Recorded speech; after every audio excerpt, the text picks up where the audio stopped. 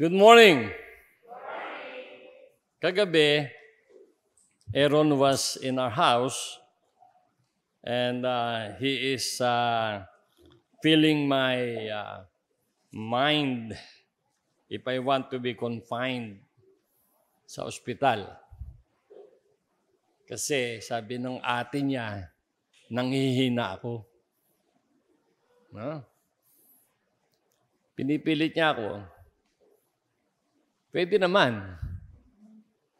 Kaya lang, gusto ko dun sa Elizabeth Hospital sa Singapore. Na? And then si Ate Poring, pinipil din niya ako if I need to call on Pastor Ted Ribo. No? Para maging speaker. I purposely did not because I don't want to lessen my trust in God na pagagalingin niya ako. Kasi kung tatawagan ko si Pastor Ribo, magiging okay kung hindi man ako maging okay. Because Pastor Ribo will speak. But because I want to exercise my trust, sabi ko sa Lord, give me the strength and the voice. You know, yun naman ang aking asset, yung voice. To speak your words because I am wrapping up our month-long message on 1 Corinthians 13:13. Before I continue, I would like to again congratulate the family of Relly and Angie as well as Lydia na si Ajem is with us. She graduated magna cum laude sa PUP in education. Okay? Kasama din niya yung anak ni Relly. Hindi ko alam na si Relly ay mayroon palang anak na lalaki, no? Tayo ka nga. Ayan, ang laki na rin. In fact, yung kapatid ni Ajem nasa Vancouver na. Si Rachelyn na nagtatrabaho na doon. That's how God manifests His faithfulness to His children. And we are also happy that Don Victor Furganan is with us. Vic. Ayo. Yan. Yan. Kasama niya yung kanyang butihing may bahay, si Nenita. Yan. Si Big silang dalawa ay naninirahan sa Silang, Cavite. At open na ba? Hindi pa, no? Hindi pa. Inaantay ako nun. Maganda ang bahay nila. Si Big, for so many years, ay nagtrabaho abroad. No? And thank you, Nenita and Vic, for joining us in our worship today. Sino pa ba? Siyempre, lahat kayo, no? You're so special to us. Saan na ba ako? The church in Corinth. You know, this book is very fascinating to study. And hopefully, sa future natin, pag-aaralan natin, what is in Corinth that we should study and learn about, and you will be surprised, many of what has happened in Corinth is happening today in the church, our church included. Kaya sabi ko truly, the Bible is the mirror of our faith and our practices. Kasi pag ito ay pinag-aralan natin maigi, sasabihin natin na talagang the Bible speaks in every generation. Now, ang Church of Corinth By the way, magtataka marahil kayo, ba't may TV? Ha? Dito. Sino sa inyo nag-isip, bakit may TV? May widescreen na. Dalawang bagay. Number one, si Pastor Benji, taga Susun, California, lagi nating kasama sa pananambahan yan. Noong tayo nag-face-to-face, ay hindi na siya nakaka-join. So, minessage ko siya. At yung kananta niya, original composition niya yun. And sabi ko, kay Raymond, ihanda mo yung TV. Sabi naman nila, pwede naman sa widescreen. Pero nakita niyo kaibahan? Ha? Nung nasa widescreen at siya nandito, which is better? Ralph, TV. Okay. Much better kung malaki yan. Sino sa inyo gusto malaking TV? Ha? See? We need to improve. Kaya kagabi yan, may mga messages si Boss Mandy, si Kuya Raymond. Sabi ko, just do it.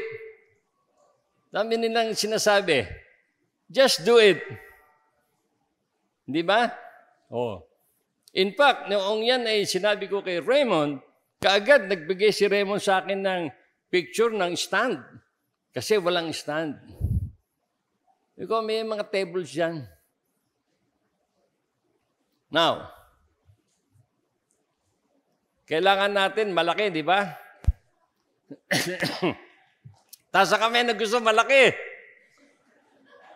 Yan. Magkano malaki dito, Mandy? Ha? 20,000? 20,000 lang pala. Pwede bang yung tatlong laki nito? Meron. Ayun, ilalagay na natin doon. We have been using that for 30 years. Dati puti yan eh. Ngayon dirty white na eh. So, next Sunday, we'll have a big TV here.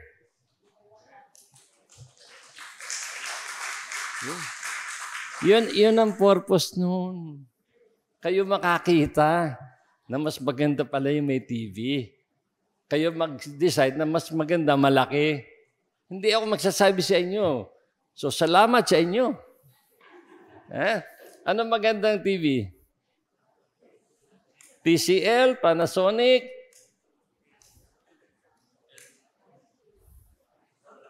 What? LG? Yan. Sino may gusto ng LG?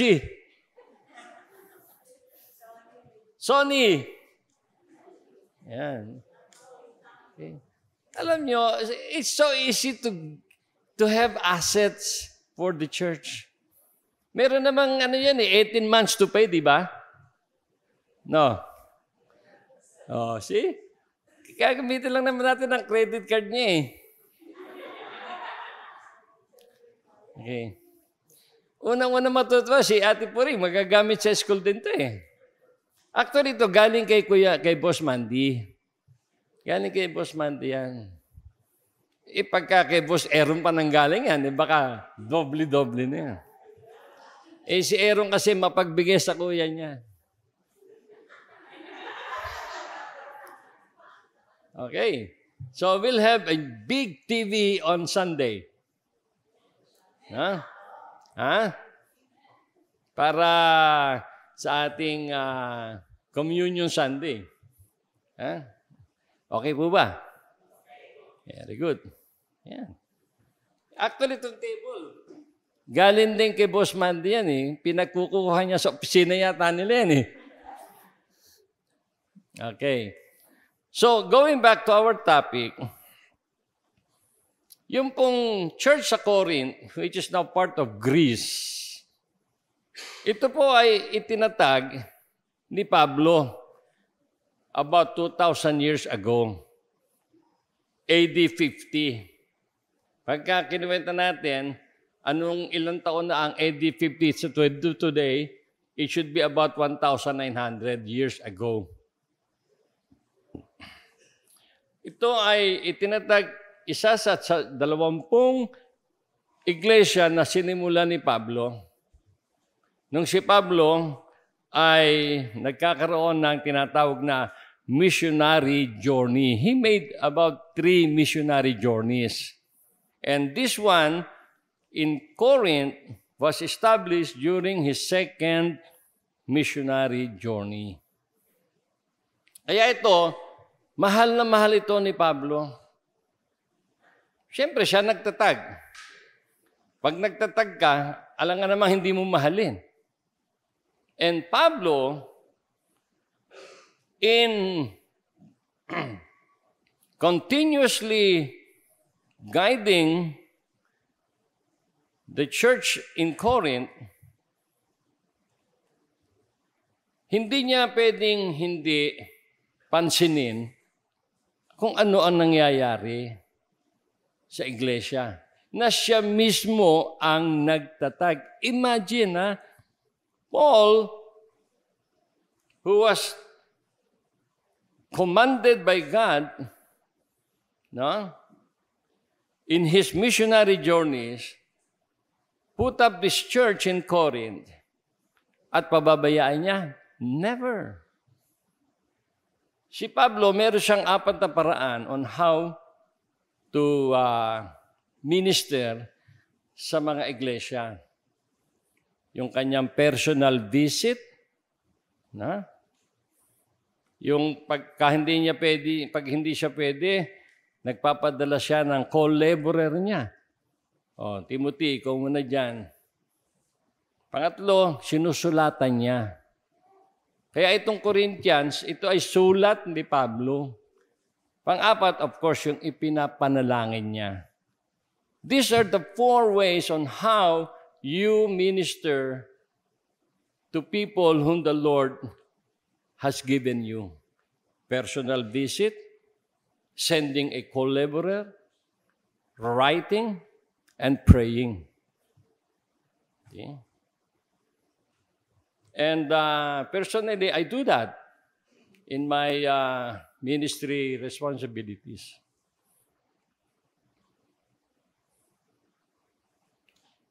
Yung buong aklat ng Korinto, nagpapamalas ng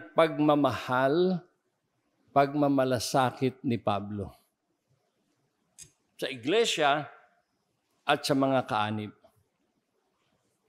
Otherwise, ba't pa siya susulat? Di ba?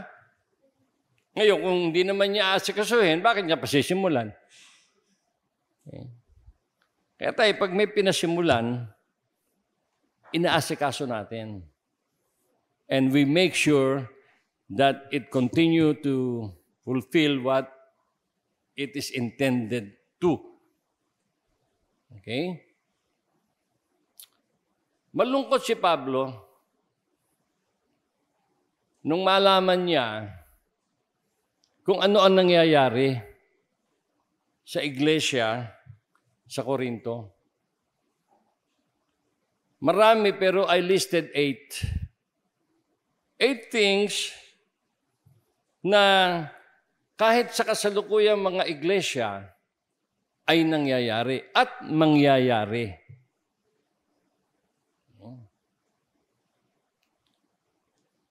Ano po yan? Number 1, andyan. Pagkakahati-hati ng mga mananampalataya. Nagkakaroon ng division. Nagkakampi-kampi. Hindi ba yan ay totoo sa maraming iglesia? Meron nga ako alam na iglesia na hati dahil sa asawa ng pastor. Diyan sa South. So, sinasabi ko sa inyo, si Satan, he never stops attacking the church. Noon, ngayon, at sa darating na panahon. He will attack the family, he will attack the church. Just as he was doing here. Even while Paul is the founder of the church, yet may pagkakahati-hati ng mga mananampalataya. Okay? Yemilip lang, nahati, di ba? Number 2, immorality na umiiral sa iglesia sa Corinto. Immoralidad. Andyan yan. Naduduling ako pagtingin sa inyo. May nakatingin doon, may nakatingin. Dito na nakafocus. Immorality was happening in the church in Corinth.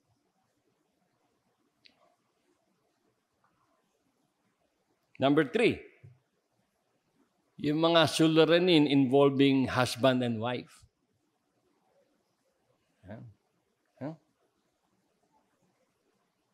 Kaya magandang pag-aralan sa Sunday school. Number 4, ugnayan sa pagitan ng lalaki at ng babae.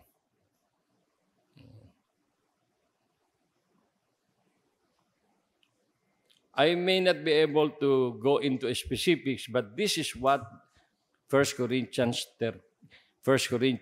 contain. Number 5, yung mga bagay-bagay involving yung mga budi, mga konsyensya. Yan, di ba? Nararamdaman natin yan eh. Every human being is capable of feeling something in his or her conscience.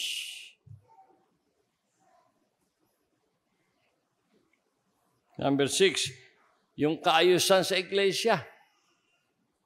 Yan, ha? Hindi tama. Alam niyo, just sa 1 Corinthians, meron pa nga binanggit si Pablo dyan eh. Kasi sa iglesia sa Corinto, meron silang tinatawag na breaking of bread. Yung nagsasalo-salo. Minsan nagalit si Pablo. Sabi ni Pablo, kasi sa kanila, tayo kasi ostia. Di ba? Pero buti ngayon, meron tayong pagkain, solid. Sa kanila, solid food when they have this observance of the Last Supper. They prepare food. Ang problema, sabi ni Pablo, marami sa inyo nauubusan. Kasi, bago kayo pumunta sa templo, kumain muna kayo sa inyo, sabi ni Pablo. Hindi yung pagpunta rito, hindi pa kayo nakakataos, may balot na kayo. Kaya may mga naubusan.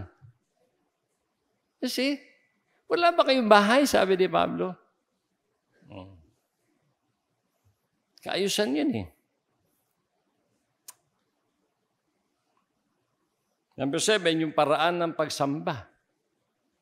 Hindi rin sila nagkakasundo. Mabuti dito sa atin, magkakasundo tayo. Di ba? Walang tumututol.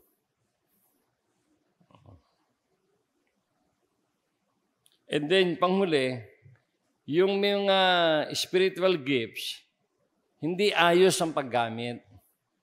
Instead na maka-edify, nakakasugat ng damdamin. Okay? So, yan yung mga bagay na nagpasakit sa puso ni Pablo. No? Ini-imagine ko, good neighbor, nag-iingusan kayo, nagsisimangatan kayo. Di ba? Hindi maganda. O kaya naman, guilty tayo sa isa sa 8 ito. It happens Kaya nga si Pablo, sumulat siya. Yung chapter 13, yun ay pagpapagunita ni Pablo sa mga taga-Korinto sa kahalagahan ng pag-ibig. Because in this development, love was lost amongst the members. Yang 8 yan. Yan ay bunga ng pagkawala ng pag-ibig sa kapatiran. Una sa Diyos, pangalawa sa kapatiran. Kaya sabi, pinagunita ni Pablo sa 1 Corinthians 13:13, ang kahalagahan ng pag-ibig sa isang samahang Kristiyano. Yung kabutihang idudulot ng pag-ibig. 2 bagay yan. Yung kabutihang dulot ng pag-ibig at yung kasamaang dulot ng kawalan ng pag-ibig. 8 bagay na masama ang bunga ng walang pag-ibig. Okay? Yan yung sinabi niya sa 1 Corinthians 13, verses 4 to following verses. Sabi niya, lack of love amongst you will bring out these following sins and problems in the church. Miski naman sa loob ng tahanan tanggalin niyo pag-ibig sa loob ng tahanan. What do you think will happen to your respective families or household? Nothing. Kaya nga yung kanta na gusto ko sana ipakanta kay EJ, pero nasabihan ko na kasi si Pastor Benji, yung kanta na If We Only Have Love. Pakikanta mo sa Sunday. If we only have love. Dito, sabi ni Pablo, if you don't have love, yung kanta, if you have love, yung isang kanta, if you don't have love, what happens? Imagine yourself, kung kayo loveless. When I say loveless, yung wala kayong nararamdaman pag-ibig sa kapwa. Sige nga. Di ba? Ikaw ba, Raymond, may love ka? Okay. Ibang love yun, ha? Damayin niyo sa ninyo, do you have love? Do I have love? Then tignan niyo katabi niyo, tanong niyo sa sarili niyo, do I love her? Hindi ba? Oh. Ano yung masamang bunga ng kawalan ng pag-ibig? Oh, yan, nasa Corinthians yan Siyempre, yun pa pinag-aaralan natin. Di ba? 1 Corinto 13.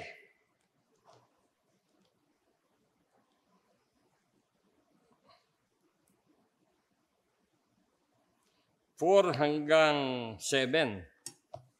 Ito sabi niya, pag walang pag-ibig, may envy. Ano sa Tagalog ang envy? Isa-isa mo lang ilagay. Inggit.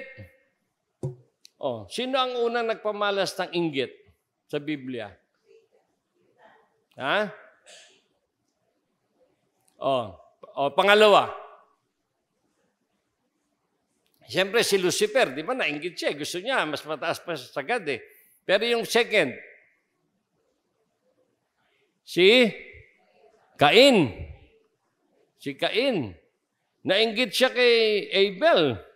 Ano ginawa niya kay Abel? Pinatay niya. Sa tindi ng galit, naubo.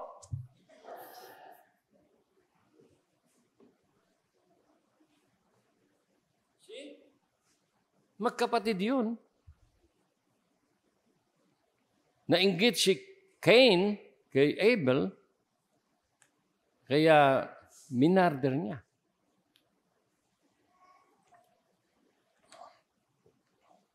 Second, without love, there is boasting. Boasting means pagmamapuri. Pagmamalaki. Thinking you think of yourself as bigger than others. You think of yourself as someone na without you nothing can happen. Diba? Hindi ka marunong tumanggap ng katotohanan na someone is better than you. Nasa Philippians yun. Do nothing by conceit. Philippians chapter 2. Maraming taong ganyan eh. Akala mo kung sino. Ang tingin sa sarili, pinakamahusay na. Pinakamagaling na. Meron kaming kasamahan dati, sabi niya, ano mangyayari kaya sa team pag wala na ako? O nang wala nga siya. Ha? Nag-asawa. Hindi wala yan. Nag-asawa. Nag-asawa ulit. Okay. And his life has been a drifter siya. Hanggang may nagsabi pa sa kanya na you have lost your right to preach. Okay. Maraming ganyan eh. Pagka ikaw ay nagmapuri. Kaya ako, minsan pag tinitingnan ko si Perry, sabi ko, he is one guy na good example of humility. Si Perry. Wala naman siya, hindi niya naririnig. Ano? Yun pala. You see? Number 4, without love, your conduct will be dishonorable. Parang magaspang na liha. Na? Magaspang na pag-uugali. Di ba? Alam niyo naman ibig sabihin ng magaspang na pag-uugali. Di ba? Mapipil mo yun eh. Sa kilos pa lang eh. Ako ba magaspang ugali ko? Hindi, no? Konti lang. Hindi ba madalas ko nga sinasabi sa inyo, narinig nyo na ito, sawa-sawa na siguro kayo. Sabi ko kay Ate Puring, kung ako, ma'am, kung binigyan ako ng God ng magandang boses, hindi na ako kailangang i-request. I will volunteer to sing. I will always sing. Kaya lang, hindi ako binigyan ng God ng boses na maganda eh. Sabi ni Ate Puring, alam mo ba kung bakit? Yung hindi maganda boses mo, ang yabang mo eh. Ha? Oo. Sabi ko sa kanya, subukan ng God. See? So I have learned that my brother Dico Hefty is a better singer than myself. See? I never insisted na I can sing as better as Dico Hefty. Kahit nagdurugo puso ko. See? Number 5. Without love, you will be selfish. Selfishness. Conceit. Huh? Alam naman natin, ibig sabihin na selfishness eh. Madamot. Di ba? Makasarili. Makasarili. Inuuna mo sarili mo. Ano sabi ni Pablo sa Philippians 2? Verse 3 and 4, let each of you look for the interest of others. Yung meron kang others-oriented attitude. Let each of you look for the interest and welfare of others than yourself.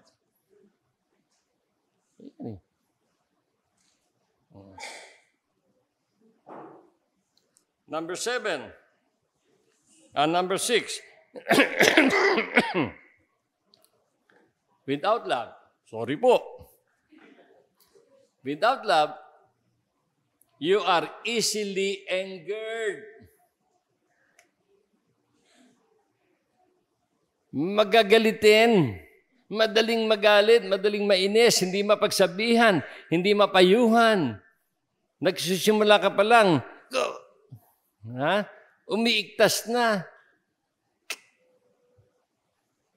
Sino siya yung ganun? Easily angered. Nung last week, nabangga ako eh. Hindi nyo alam, no? Galing kami ng school, Thursday, diyan sa Libis, C5, naka-stop kami. Yung approaching noong intersection ng C5 at saka yung papuntang Green Meadows. Stop. Suddenly, biglang, pak! Yung isang estudyante, sabi niya, meron kasi siyang kasagutan sa cellphone. Hindi niya nabangga kami. Ewan ko kung paano ako dinescribe ni Sansa. Yeah. And then, isang oras yata kaming na-expose. Kaya siguro ako nagkaroon ng karamdaman. Hindi kasi ako sanay ma-expose ng ganong katagal sa traffic. Kaya nung Friday, nagsimula na akong makaramdam ng sama ng katawan. Hanggang sa magkasakit na ako. Kaya yung sasakyan nandiyan, pinamimigay ko na.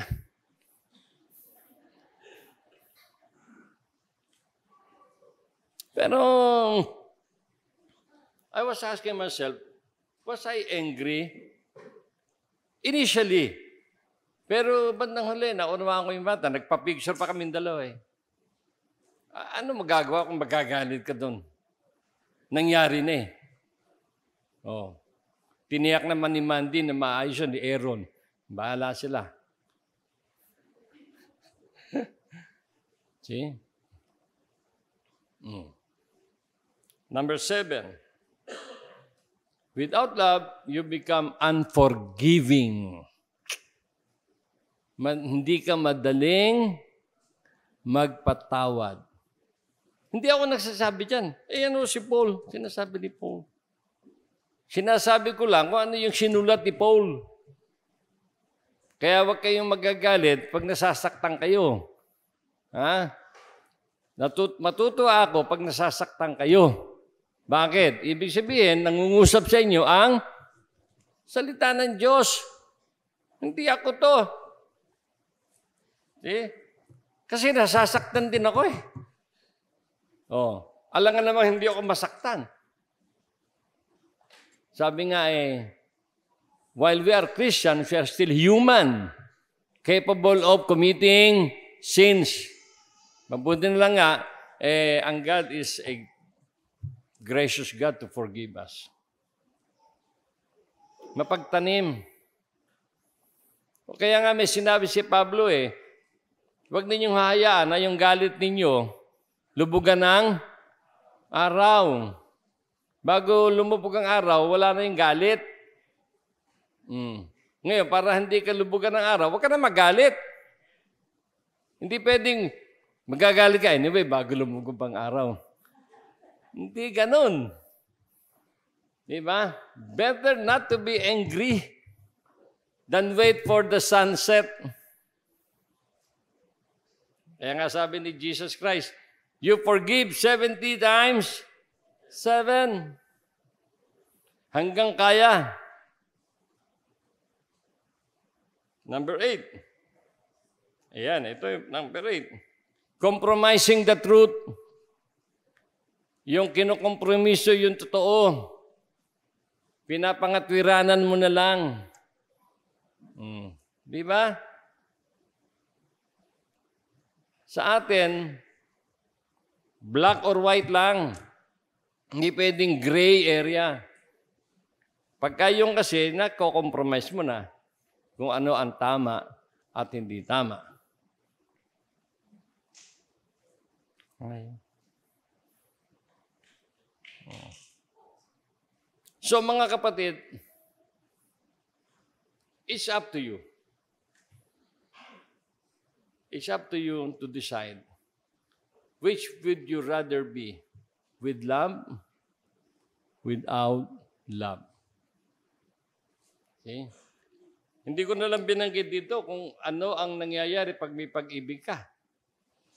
Pag may pag-ibig ka, nagiging matiyaga ka, may maganda kang kalooban, hindi ka mainggitin, hindi mapagmapuri, so on and so forth.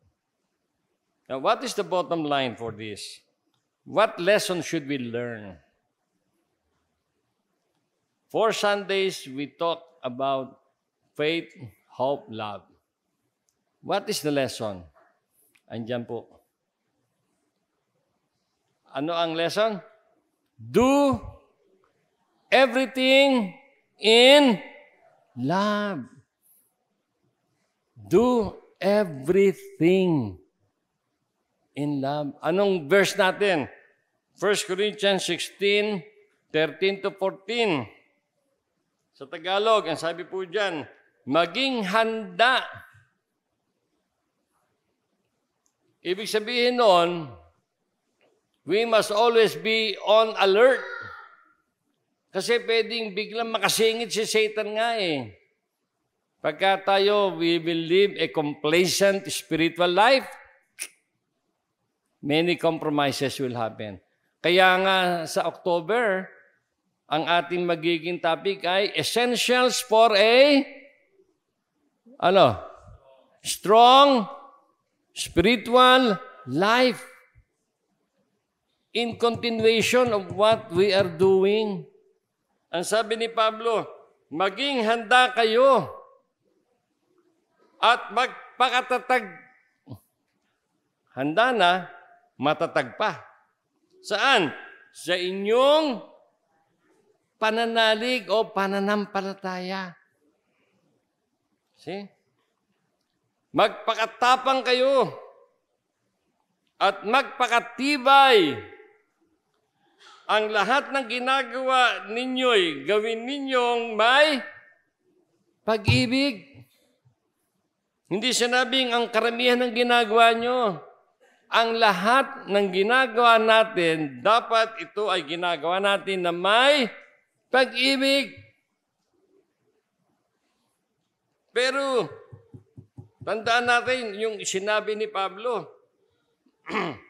handa tayo, matatag tayo, matapang tayo, matibay tayo. We cannot do that without us going through the series of essentials for a strong spiritual life. God wants us to be strong. God wants us to be robust sa ating pananampalataya, sa ating Christian identity, sa ating Christian witness, sa ating spiritual life. We can only do that through the Word of God. Amen? Tayo po ay manalangin. Father in heaven, we thank you for reminding us rather strongly of the importance of love in our life. Not only understanding the importance of love, but obeying your command for us to be ready, strong, dedicated to do everything in the name of love. Pagpalain mo, Panginoon, sa aming mga buhay, sa aming pamumuhay, ang lahat ng itunuro mo po sa amin sa nakalipas na 4 na linggo. Sa pangalan po ni Jesus. Amen.